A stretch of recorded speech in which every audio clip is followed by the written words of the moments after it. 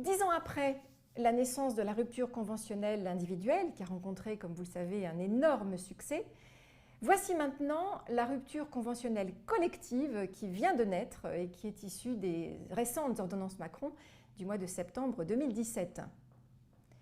Bienvenue à toutes et à tous, bienvenue sur cette séquence qui va nous permettre de parler de cette nouvelle forme de rupture qui est donc la rupture conventionnelle collective. Voyons tout d'abord, bien sûr, comme d'habitude notre cas pratique, l'histoire de Fred. Fred vient vous trouver, il est assez inquiet aujourd'hui. Il a entendu parler dans son entreprise d'un accord en cours sur la rupture conventionnelle collective. Et donc il a entendu beaucoup de choses sur le sujet, vous aussi certainement, un accord PSA, un accord PIMKI sur ce type de rupture, et il aimerait bien comprendre en fait ce qui se trame en réalité. Mais avant toute chose, dites-moi, ce mode de rupture peut-il être imposé aux salariés? Réponse dans les diapos qui suivent. Revenons tout d'abord, ou commençons tout d'abord avec la définition de la rupture conventionnelle collective. Donc c'est une nouvelle forme de rupture, comme je viens de vous le dire, qui est issue et qui a été mise en œuvre par les ordonnances Macron du mois de septembre 2017. C'est un mode de départ volontaire de plusieurs salariés de l'entreprise. C'est ni un licenciement, ni une démission, comme la rupture conventionnelle individuelle d'ailleurs. Quelles sont les conditions pour qu'il puisse y avoir mise en œuvre d'une rupture conventionnelle collective dans une entreprise donnée? Alors, la première condition, c'est qu'il faut un accord collectif signé avec les syndicats. Il faut qu'il y ait un accord signé entre l'employeur et les délégués syndicaux ou les syndicats présents dans l'entreprise. Et cet accord doit définir le nombre maximal de départ envisagé, le nombre de suppressions d'emplois, la durée de la mise en œuvre de cette rupture conventionnelle collective. Il peut aussi y avoir le montant des indemnités qui seront versées aux salariés, par exemple. Et lors de l'ouverture de cette phase de négociation donc sur cette forme de rupture, l'employeur doit informer la directe, donc l'administration, et doit consulter les institutions représentatives du personnel au sujet du suivi donc, de cet accord. Et bien évidemment, l'employeur doit aussi définir les critères à remplir par les salariés pour bénéficier de cette forme de rupture.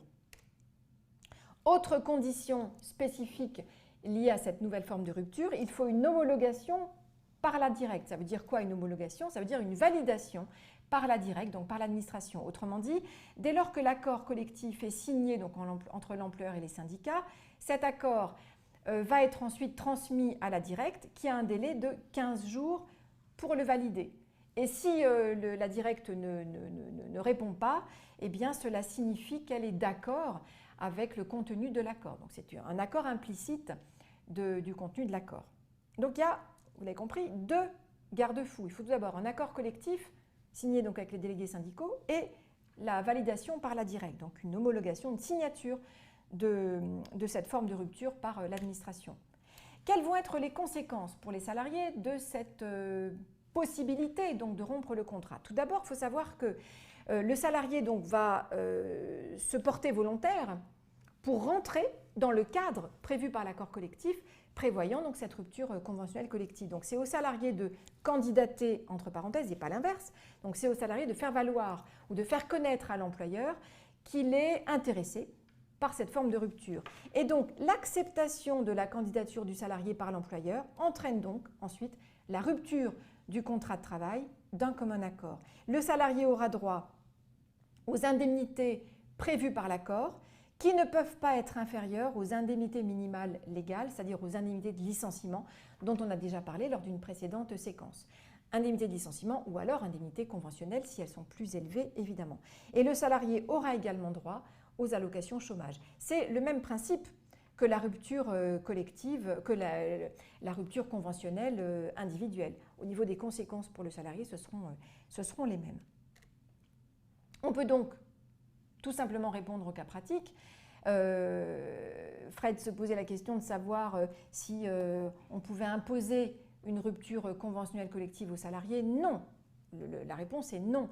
Cette forme de rupture relève d'un commun accord entre l'employeur et le salarié. On est bien, comme pour la rupture individuelle, sur une rupture d'un commun accord. On ne peut pas forcer le salarié à accepter donc, cette forme de rupture.